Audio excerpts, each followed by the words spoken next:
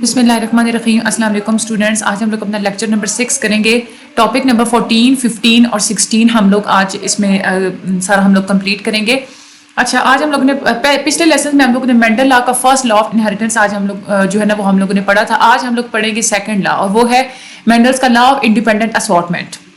ठीक है, पहला जो लॉ था वो तो हमने ये पढ़ा था कि जो अलील्स होते हैं उसमें से एक हर अलील के 0.5 चांस होते हैं आगे ट्रांसफर होने के, और ऑफ स्प्रिंग्स में एक ही अलील जाता है। ठीक है, वो तो जाता है, ठीक है ना। लेकिन ये लॉ बनाया गया है कि वो जो अलील होते हैं वो हमेशा जीन्स में जो अलील्स होते हैं ना वो पेयर की फॉर्म में होते हैं, तो वो अलग कैसे होते हैं उस पेयर में से।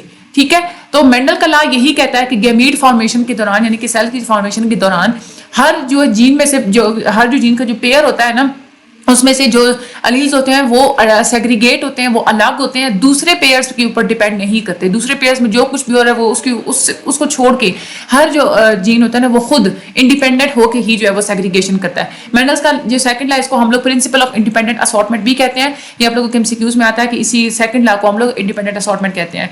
मेंडल की जो दोनों ही लॉ हैं ये दोनों ही सेग्रीगेशन से मुतल्लिक हैं कि अलील जो होते हैं वो पेयर्स की फॉर्म में जो अलील होते हैं वो कैसे सेपरेट होते हैं। ये लॉ ये कहता है कि एक जो पेयर होता है अलील्स का वो दूसरे अलील्स के साथ वो उसका कोई रिलेशन नहीं होता सेपरेशन के दौरान, और ये बहुत ही इंपॉर्टेंट थी मेंडेलियन की जेनेटिक्स। ठीक है, आगे हम लोग आ जाते हैं टॉपिक नंबर 15 पे। टॉपिक 15 में हम लोग देखते हैं कि पहले हम लोग सेल की डाइवर्सिटी के बारे में पढ़ेंगे, फिर हम लोग माइटोसिस के बारे में देखेंगे कि वो क्या होते हैं।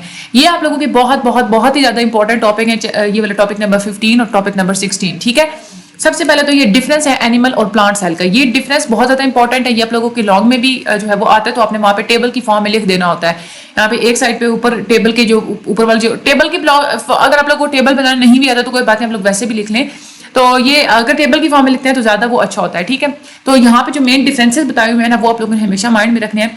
एनिमल सेल में क्या होता है कि जो आउटर मोस्ट यानी कि सेल की जो सबसे बाहर वाली लेयर होती है ना वो सेल मेम्ब्रेन ही होती है। एनिमल सेल में सेल वॉल नहीं होती। लेकिन जो प्लांट सेल होता है ना उसमें सेल वॉल जो है ना वो सेल मेम्ब्रेन के इर्द गिर्द भी पाई जाती है। यानी कि एनिमल सेल जो होता है ना उसकी जस्ट सेल मेम्ब्रेन ही आउटर होती है, उसके बाहर कोई चीज नहीं होती। ठीक है, लेकिन प्लांट सेल की सेल मेम्ब्रेन से बाहर सेल वॉल भी लगी हुई होती है। ठीक है, उसके बाद जो एनिमल सेल होते हैं ना उसमें छोटे छोटे से वैक्यूल्स होते हैं जिनमें जो है ना फॉर एग्जांपल के पानी भरा हुआ होता है। ठीक है, छोटे छोटे से ज्यादा वैक्यूल्स होते हैं, एक से ज्यादा होते हैं। ठीक है, लेकिन जो प्लांट सेल है प्लांट सेल का सिर्फ एक ही वैक्यूल होता है और वो बड़ा सा होता है। जो एनिमल सेल है इसका न्यूक्लियस बिल्कुल सेंटर में होता है, लेकिन जो प्लांट सेल है इसका न्यूक्लियस साइड पे होता है, क्योंकि प्लांट सेल के सेंटर में जो है ना बड़ा सा वैक्यूल होता है जिसकी वजह से न्यूक्लियस साइड पे हो जाता है। ठीक है, एनिमल सेल जो होता है वो राउंड होता है थोड़ा शक्ल में, और लेकिन जो प्लांट सेल होता है ना वो रेक्टेंगुलर शेप होता है, क्योंकि सेल वॉल होती है ना तो सेल वॉल रेक्टेंगल होती है, तो इस वजह से प्लांट सेल की जो शेप होती है वो रेक्टेंगुलर होती है। हम लोग पहले इसको डिस्कस भी कर चुके हैं। एनिमल सेल की बहुत सारी शेप्स होती हैं। ठीक है, और जो एनिमल सेल्स होते हैं इसमें प्लास्टिड्स नहीं होते। प्लास्टिड्स होते हैं जो कि कलरिंग जो प्रोवाइड करते हैं ना, लेकिन जो ग्रीन कलर प्रोवाइड करते हैं। तो प्लांट सेल जो होते हैं ना उनमें प्लास्टिड्स होते हैं जो पत्तों को और हर चीज को वो ग्रीन कलर प्रोवाइड करते हैं। जो एनिमल सेल होते हैं ना उनकी सर्विस के ऊपर सीलिया प्रेजेंट होते हैं। सीलिया तो छोटे छोटे बालों की तरह धागों की तरह के स्ट्रक्चर्स होते हैं, वो एनिमल सेल के ऊपर ना प्रेजेंट होते हैं। लेकिन प्लांट सेल में जो है ना वो ऐसा नहीं होता, बिल्कुल कम होता है कि सीलिया प्रेजेंट हो। एनिमल सेल में सेंट्रियोल्स भी प्रेजेंट होती है, सेंट्रियोल्स भी हम लोग पढ़ चुके वो क्या होते हैं। लेकिन प्लांट सेल में ज्यादातर जो प्लांट्स होते हैं उनमें सेंट्रियोल्स एब्सेंट होती हैं। ठीक है, तो ये आप लोगों का डिफरेंस बहुत ज्यादा इंपॉर्टेंट है, ये आप लोगों ने याद करना है इसको। आगे हम लोग देखते हैं प्रोकैरियोटिक सेल और यूकैरियोटिक सेल में डिफरेंस, ये भी बहुत इंपॉर्टेंट है, इसको भी आप लोगों ने याद करना है। हम लोग ये पढ़े थे प्रो का मतलब होता है बिफोर, और कैरियन का मतलब होता है न्यूक्लियस, यानी कि ये वो सेल थे जब न्यूक्लियस नहीं बना हुआ होता था। बहुत ही पुराने जो है ना सेल्स जो होते हैं, मतलब कि अब हमारा तो यही बिलीव है ना कि हजरत आदम अलैहिस्सलाम को अल्लाह ताला ने बनाया तो वहां से पाकिस्तान जो सारे इंसान हैं इनकी जो नस्ल है वो स्टार्ट हुई। बट जो साइंटिस्ट है ना जो बायो है वो ये कहती है कि ऐसा नहीं था। पहले एक बैक्टीरिया था, उसमें चेंजेस आती गई, उसका न्यूक्लियस बड़ा होता है कि उसका न्यूक्लियस अच्छा होता गया, करते वो जो बैक्टीरिया था ना वो पहले नजर नहीं आता था, वो फ्रॉग्स में कन्वर्ट हुआ, फ्रॉग से फिर दूसरी चीजों में वो कन्वर्ट हुआ, फिर वहां से जो है वो बंदर जो है आहिस्ता आहिस्ता बना, मुख्तलिफ शक्लें चेंज होती गई, बंदरों से फिर इंसान बने। बायो ये कहती है। तो प्रोकैरियोटिक सेल कहते हैं कि वो होते हैं जो कि बैक्टीरिया में पाए जाते हैं। प्रोकैरियोटिक सेल में कोई मतलब डिफाइंड न्यूक्लियस नहीं होता, एक न्यूक्लियस की तरह का सिर्फ एक रीजन होता है, बस वो न्यूक्लियस की तरह का एक स्ट्रक्चर फैला हुआ होता है दरमियान में। लेकिन जो यूकैरियोटिक सेल होता है इनका वेल डिफाइंड न्यूक्लियस होता है और न्यूक्लियर मेम्ब्रेन भी होती है। जो प्रोकैरियोटिक सेल होती है उसमें जितनी भी ऑर्गेनाइल्स होती हैं ना उनकी मेम्ब्रेन नहीं होती, लेकिन जो यूकैरियोटिक सेल होते हैं इनकी ऑर्गेनाइल्स की मेम्ब्रेन होती है। जो प्रोकैरियोटिक सेल होते हैं बिल्कुल छोटे होते हैं, बहुत छोटे होते हैं, जैसे बैक्टीरिया सेल्स होते हैं ना 1 to 2 माइक्रॉन्स के होते हैं, लेकिन जो यूकैरियोटिक सेल्स होते हैं वो प्रोकैरियोटिक सेल के मुकाबले में बड़े होते हैं, जैसे 20 माइक्रॉन। एनिमल सेल जो है ना वो 20 माइक्रॉन्स का होता है, ठीक है।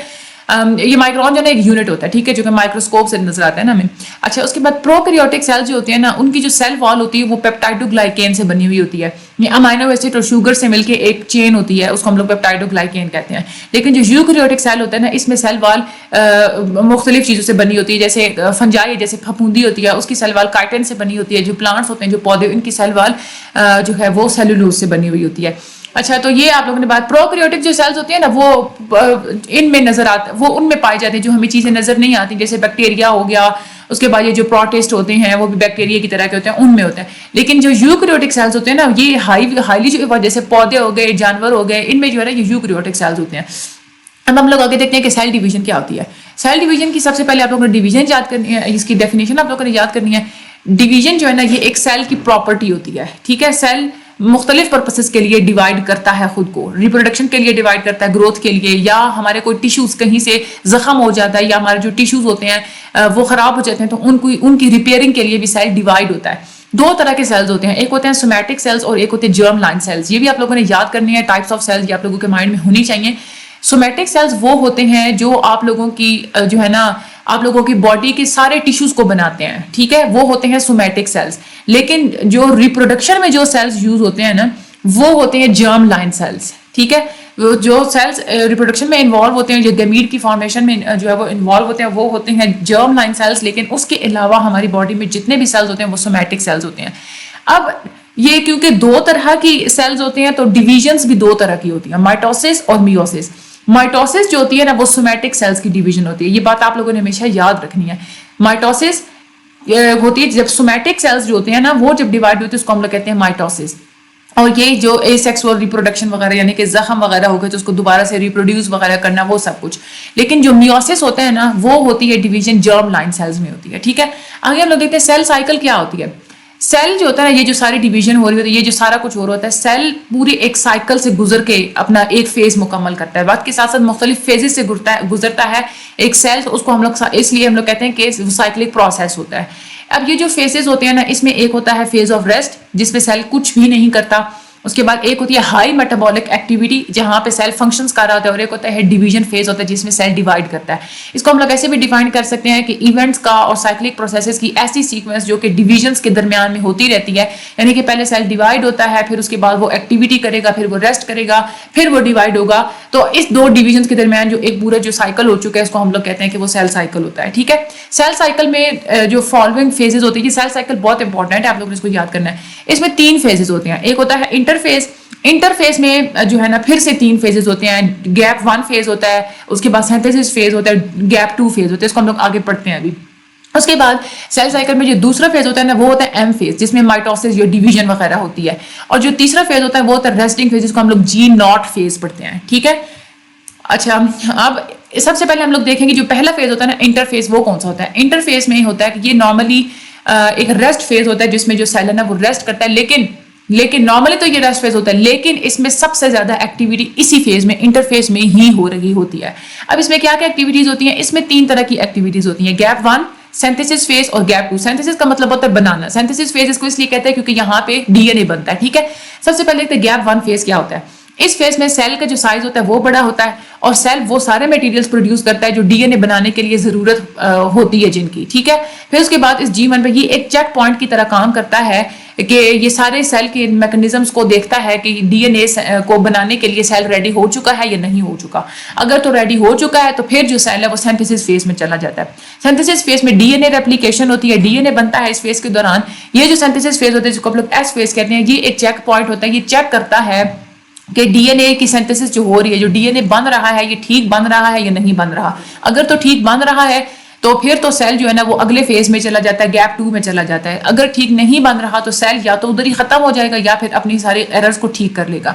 उसके बाद सिंथेसिस फेज के बाद आ जाता है गैप 2 फेज। इस फेज, ये जो फेज होता है ना, ये डीएनए की सिंथेसिस और माइटोसिस के दरमियान होता है, यानी कि ये पहले सिंथेसिस होती है ना, उसके बाद गैप 2 आता है और गैप 2 के बाद फिर माइटोसिस होती है। ठीक है, ये आप लोगों के एमसीक्यूज में आती है कि during the gap between DNA synthesis and mitosis is, इन दोनों के दरमियान कौन सा फेज होता है, जैसे द गैप 2 फेज। ठीक है, यहाँ पे सेल ना ग्रो कंटिन्यू रखता है, ग्रो होता है, सेल सारे का सारा मटेरियल को प्रिपेयर करता है जो डिवीजन के लिए चाहिए होता है, यानी कि माइक्रोट्यूब्यूल, प्रोटीन्स वगैरह चाहिए होते हैं और जितनी भी चीजें डिवीजन के लिए चाहिए होती हैं वो सारी के सारा सेल इसी गैप 2 में बनाएगा। फिर गैप 2 चेक पॉइंट की तरह भी काम करता है, ये देखता है कि अब सेल जो है वो माइटोसिस फेज में या डिवीजन फेज में इंटर होने के लिए रेडी हो चुका है या नहीं हो चुका। अगर तो रेडी हो चुका है तो फिर वो सेल डिवीजन जो माइटोसिस फेज होता है उसमें चला जाता है। अच्छा, माइटोसिस फेज में जब आता है ना तो फिर सेल की ग्रोथ जो है ना वो यहाँ पे आके रुक जाती है, यानी कि पहले तो गैप 2 जो फेज होता है ना वहां तक तो होती है कि ग्रो होती है, ये देखिए यहाँ पे लिखा हुआ है ना कि कंटिन्यू टू ग्रो। यहाँ से हम लोगों ने पढ़ा था ये गैप 1 से सेल साइज इंक्रीज होना स्टार्ट होता है और गैप 2 तक वो ग्रो करता रहता है। लेकिन जब ये जो फेज आ जाता है ना, यानी कि जो सेल साइकिल का दूसरा फेज होता है, ये जो गैप 2 तक तो हमने सिर्फ इंटरफेज पढ़ा है ना, दूसरा फेज होता है ना सेल डिवीजन का, यहाँ पे जब इंटर होता है तो सेल की ग्रोथ वहां पे रुक जाती है। सेल अपनी सारी की सारी एनर्जी को इस बात पे लगा देता है कि सेल को डिवाइड करके 2 छोटे सेल्स बनाने हैं। ये एक चेक पॉइंट की तरह काम करता है कि जब ये सारी माइटोसिस हो रही होती है, सेल डिवीजन हो रही होती है ना, तो इसके दरमियान में थोड़ी देर के लिए सेल जो है ना रुक के देखते हैं, जिसको हम लोग मेटाफेज चेक पॉइंट कहते हैं। वो ये इस बात को यकीनी बनाता है कि सेल कंप्लीट डिवीजन को कंप्लीट करने के लिए रेडी है या नहीं है। अगर तो डिवीजन को कंप्लीट करने के लिए रेडी है तो उसके बाद फिर आगे रेस्टिंग फेज आ जाता है, जिसको हम लोग G0 फेज कहते हैं। यहाँ पे जो सेल होता है ना साइकिल को बिल्कुल छोड़ देता है, डिवीजन भी छोड़ देता है, ग्रोथ भी छोड़ देता है, बस जैसा होता है वैसा ही एक एक रेस्ट की तरह, मतलब रेस्ट फॉर्म में वो चला जाता है। G0 G1 से ही स्टार्ट हो सकती है और ये कई कई सालों तक ये वाला फेज जो है ना वो होता रहता है। ठीक है, चलता रहता है ये रेस्टिंग फेज। ठीक है, तो ये आप लोगों के फेजेस जो है ना ये आप लोगों का बहुत ज्यादा ही इंपॉर्टेंट है। टॉपिक नंबर 16 जो है बहुत इंपॉर्टेंट है। आप लोगों के वो जो ये जो डिफरेंसेस थे ये भी बहुत ज्यादा इंपॉर्टेंट थे। ठीक है, और बाकी आप इसको जो मैंने आप लोगों को इंपॉर्टेंट बताया इसको आप लोग याद कर लीजिएगा। मेरे चैनल को सब्सक्राइब कर दें, आगे शेयर भी कर दें, लाइक कर दें, ज़्यादा से ज़्यादा लोगों को मेरे चैनल पर लेके आएँ और मुझे अपनी दुआ में हमेशा याद रखिएगा। दूसरे लेक्चर्स के भी हमारे ही चैनल के आप लेक्चर्स लें, दूसरे जो सब्जेक्ट्स हैं। Thank you so much and अल्लाह हाफिज़।